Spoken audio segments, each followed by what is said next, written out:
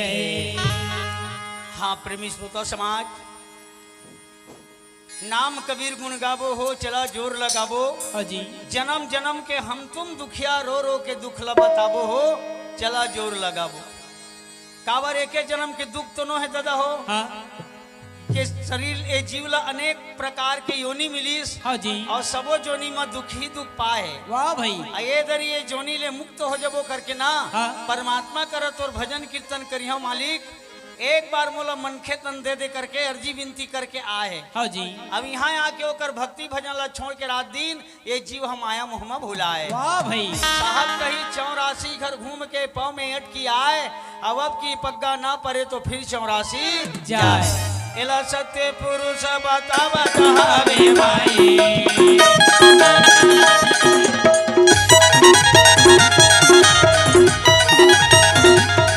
एला सत्य पुरुष बता बतावे भाई।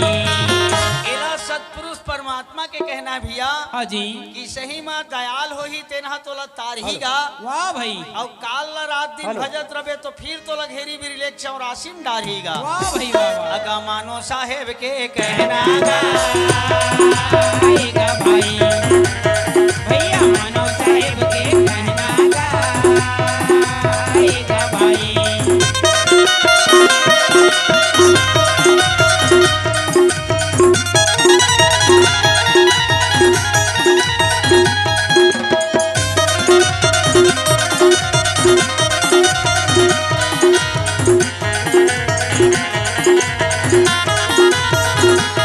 भैया मानो साहेब के कहना गाएगा भाई। भैया मानो साहेब के कहना गाएगा भाई। वो साहेब की यही पुकार है। हाँ जी। कावर काल ला तो सब जान डरे। हाँ अंकुर भखे सो मानवा और मांस भखे सो स्वान। वाह भाई। जीव बधे सो काल है तो सदा नरक प्रमाण है। जो हिंसा करते, जीव हत्या करते, मारते काटते, हाँ जी। तेने मतलब काल बता है काल। वाह भाई। और तारथे तेनेल साहेब हक बता है वही हरे दयाल। हाँ जी। तो दयाल कौन है भाई? तो सत्पुरुष परमात्मा। हाँ। जो सबके ऊपर कृपा दया बरसाए रखते। हाँ जी। अब न वह तीर धरे है, न बर्छी धरे है, न भाला धरे, न बंदूक धरे है। हाँ और बाकी एक ले से सब तीर बर्छी भाला बंदूक लेकर के खड़े हैं। हाँ जी। यही मल्ला साहेब कही चुमन तो मारने वाला काले कहे। वाह भाई। तेकर ले आशीर्वाद दे के तारत न तेकरे शरण ला पकड़ ले भैया। हाँ जी। दयाले प्रेमी श्रोता समाज, ऐसा कहने वाला वो पुरुष परमात्मा। हाँ आप ला वो चारों युग में आहे। हाँ जी। केवल वो कलयुग भरमईस वाली बात न है। हाँ। सतयुग में तो ला सुकृत के नाम से दुनिया जानीस। हाँ जी। और जानीस तत्का झनला साहेब है ना, बोला सतलोक ले आनीगा। वाह भाई। बोला नरक भी नहीं जान दी। हाँ जी। आज मन बोला जानीस नहीं ना मानीस नहीं ना। हाँ। अरे ओकरे मन के लिए 84 खानी बने हैं कहीं। हाँ जी। आओ सत्य नाम को सुमर कर थर गए पतित अनेक, और ताते कभून छाड़िए सत्य नाम की टेक। ए भैया ओकरे स्थिति वो दयाल पुरुष के कहना है। तहाँ सत्य नाम ला मत छोड़। हाँ जी। संसार में तो बड़ का नाम है। हाँ। आओ अब बहुत अगर नाम लते जपत जपत ना नाम के बाढ़ आ गए। वाह भाई। ये नाम के बाढ़ में भी कतको जीव हरे लावत है। हाँ जी। और ये ना सही नाम ला समझ ली भैया, बोला साहेब है बाह पकड़ के बोला पार भी लगा ले। वाह भाई वाह। अबे तो साहेब एक भजन गाथे ना। का भाई? अरे नाम सुमर मरे भाई सकल तजाओ, नाम सुमर मोरे भाई।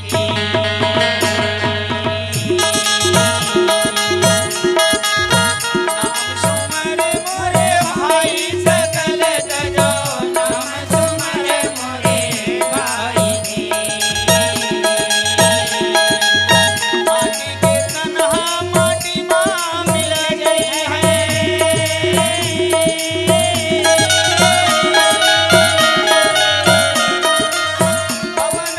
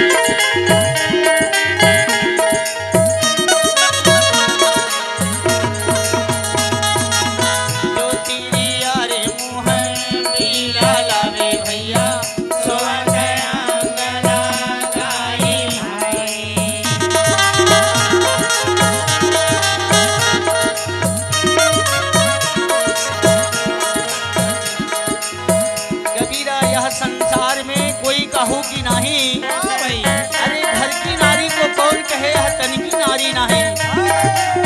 चल बेटा भरोसा न तोड़ देते। हाँ जी ता नारी है का बने बने मैया ला जोड़ लेते। नहीं जोड़े भाई अरे नारी घला तो शक्ति देगी साहेब। जो तीरी अरे मुख बीड़ा लावे भैया सोवत आंगन गाई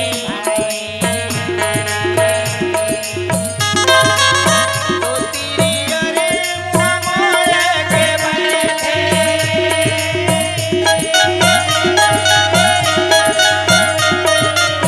कर गैया सफराई सकल गजो नाम सुमर मोरे भाई सकल गजो नाम सुमर मोरे भाई सकल गजो नाम सुमर मोरे भाई यदहिया पर नीरा पखारे भैया जुआ चंदन लगाई भाई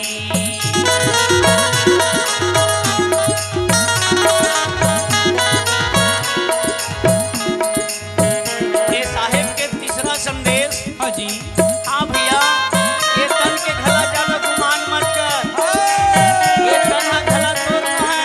हाँ भाई ये रात दिन साबुन सोडा इतर सेंट लगावा थस ना। हाँ जी यहू में एक दिन देख लेबे बदबू आ जही। यह देहिया पर नीरा पखारे भैया सोवा चंदन लगाई भाई तो देहिया पर कागा उड़त है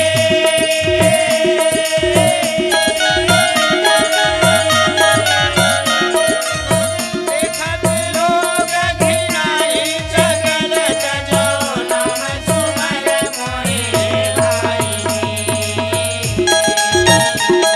सकल गजो नाम सुमर मोरे भाई झूठी रे काया गा झूठी माया भैया झूठी है लोग लोगाई भाई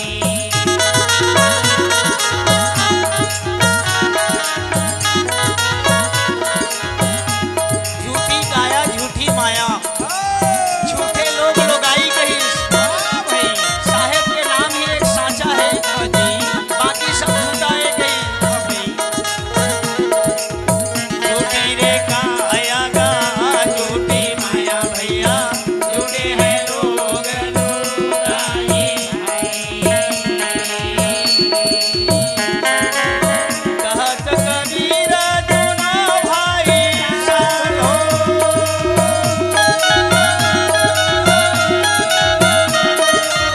झूठे को जगपति आई सकल गजो नाम सुमर मोरे भाई सकल गजो नाम सुमर मोरे भाई सकल गजो नाम सुमर मोरे भाई बोलो सदगुरुदेव की जय सकल संत को बंदगी साहेब। ए साहेब के भजन हा कोई नया तो न है ये बहुत दिन से आप सब सुनत आवत हो। का कही साहेब हा का भाई अबर सुमर डरे तेल सुमरे तेल महू देख डरे हाँ जी अब सब ल छोड़ के ही तो हाँ हाँ कोनो राम सुमरत हो कोनो श्याम सुमरत हो हाँ जी कोनो काली दुर्गा चंडी महामाया कतका नाम कोनो जय सतनाम जय कबीर हाँ है ना जी। कतका नाम आगे है दुनिया में। हाँ तो बताइस नाम के तो बाढ़ आगे है दादा। वाह भाई अतका नाम हाँ जी नाम के बाढ़ आगे है। कति नाम है सार है साहब बताइस केवल सत्य नाम ही सार है। हाँ जी सत्य नाम को सुमर कर तर गए पतित अनेक और ताते कभून छाड़ी हो सत्य नाम की टेक। ऐसे कहा साहेब के कहना। हाँ जी तो प्रेमी श्रोता समाज सही में जे नाम ला हमला भाव सागर ला तर जब की बता है बड़े बड़े महापुरुष मन। हाँ अब हमन विश्वास करके ओकर बात ला धर ले हन। हाँ जी तो लेवा तो जे राम के ऊपर आपन विश्वास कर रहे भाव सागर ला तारथे की के हाँ वो बेचारा तपने नहीं तरे हाँ जी हाँ काबर नदिया नहा के एक बेरा हुई तो कहाँ नहा के सकी जो हाँ भाई केमट के सहारा लीस हाँ नहीं तो तो खुदे ओकरे नाम ल सुमर के भाव सागर ला तरत है हाँ जी एक ठन नंदियाल नहीं नहक जती चपन हगा हाँ भाई अब फिर शीतल खोजत खोजत राजा राम है तो लंकापुर गीस हाँ जी तब बीच में बड़े जन समुंदर रही से हाँ तब भाव सागर ले ज्यादा बढ़ नहीं रही सो ये समुंदर हाँ जी है चाहती तो सब बांडरी से नल अपन नाम के प्रभाव से नहका नहीं लेती हाँ भाई यही मला साहब बताइस जे मला तुमन सुमरत हो ना ये हाँ। सब ल छोड़ गई सकल तज हाँ जी नाम सुमर मोर भाई तो कौन से नाम है कृष्णा नाम है कोइसना भाई बोला रामायण में घला बताए हाँ जी हरिजा चुनाम सुमिरत एक बारा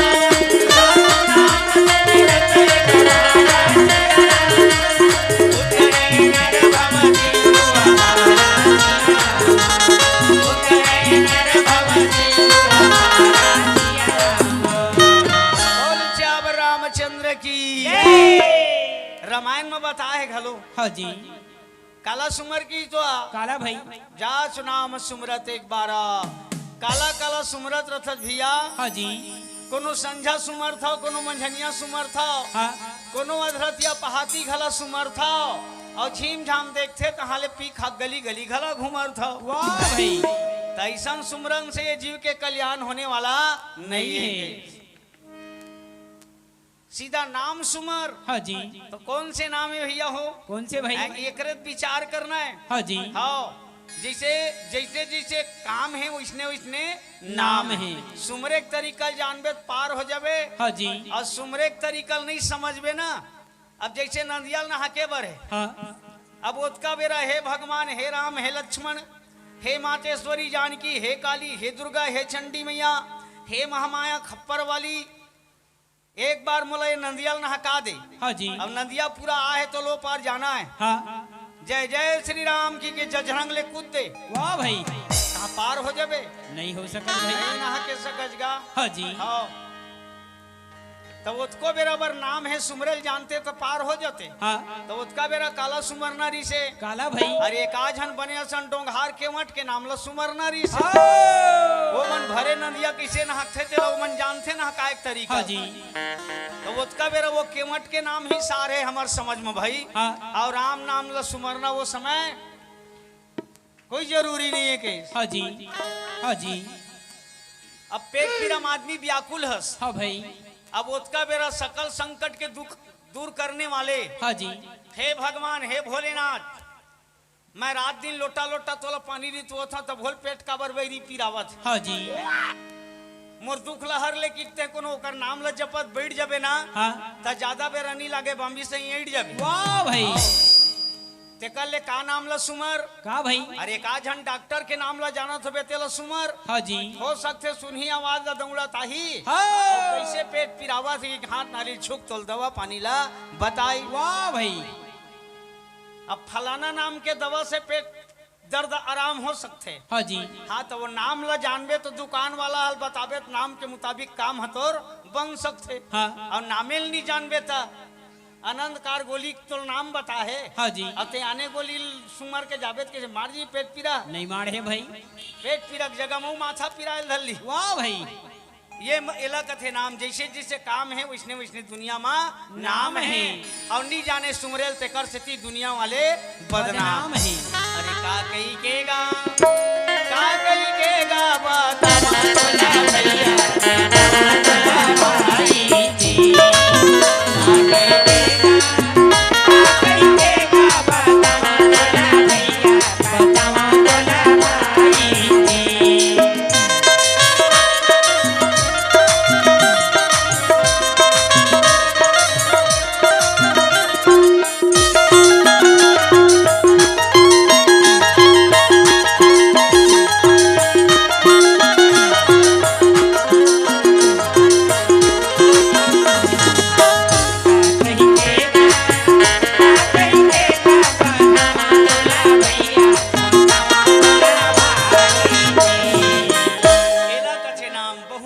बनकर पुत्र को पाले कांचा दूध पिलाई और सोई पुत्र उठ काल होवत है दादा कहत लजाई एकर श्री साहब कही सकल तज नाम सुमर मोर मोरे भाई भाई बेटा बेटा कही के मोला तारही की के तय भरोसा कर थसना हाँ जी बेटा घला मया बढ़ा के मन ला तोड़ देथे हाँ। अब आधा बीच मले के डोंगा बोल देते एकर सिद्धि बेटा भी मैं ज्यादा मत बढ़ा हाँ जी ये माया मोही दुख के कारण है दूसरा बात कही जो तिरिया मुख बेड़ा लावे सोवत अंग लगाई चला भाई बेटा नहीं तो नहीं लेकिन नारी है तो कम से कम 7 हमार के बड़े भी है ये हाँ जी 7 जन्म बर क्रिया खा का थे हाँ तो सही मेवन का संग में जाते नहीं जाए भाई कबीरा यह संसार में कोई कहू की नाही अरे घर की नारी को कौन कहे पगला यह तन की नारी नहीं ये सब धोखा देते भैया एकरे से निकली साहेब के नाम ही सार है बाकी सब धोखादार है ये समाज लेगा भाई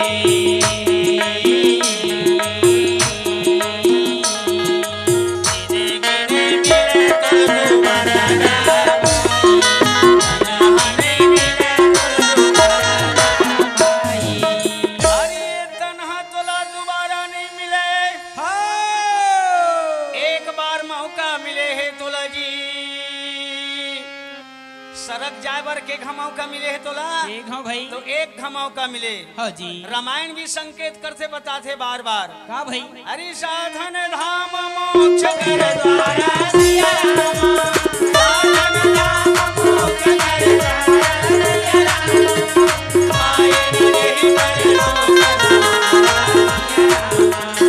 आए न देहि बोल श्यावर रामचंद्र की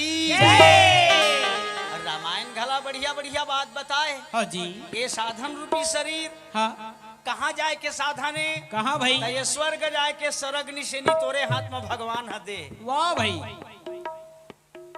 ये शरीर हरे तोर सरग जाए के स्वर्ग निशेनी हाँ जी अब तोरे हाथ में निशेनी है अब तोर मन लागे तो नरक डहाट टेकाले नरक जाए बर हेता हाँ। अब तोर मन लागे तो सरग डहाट टेकाले सरग जाए बर हेता वाह भाई वाह ये तोरे हाथ में है कि नहीं है हाँ जी अब हम दूसर ऊपर भरोसा कर ले हाँ नहीं हमला हमार गुरु दादा आही तारही वाह भाई हैं तोर जाए के मन नहीं है सरग ना तो कोनो गुरु ऐसे डेनल धर के नहीं ले गए हाँ जी जबरदस्ती तीर के हाँ। और कोनो नहीं है दुनिया में बजरंगबली भगवान ऐसे निकाल दे छाती ला चीर के एला तय देख सकत भैया हवे भगवान की नहीं है संसार में हाँ जी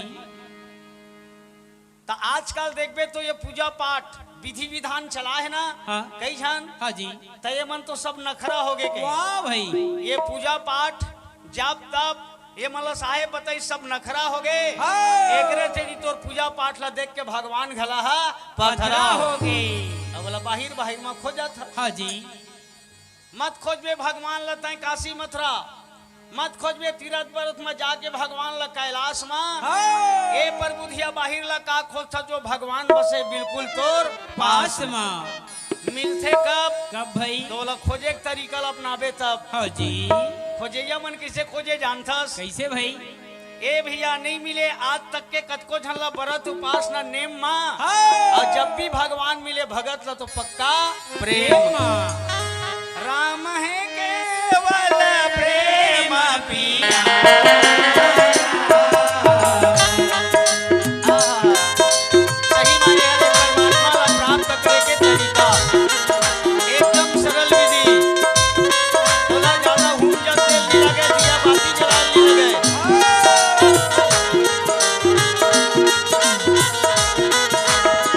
राम है केवल प्रेम पिया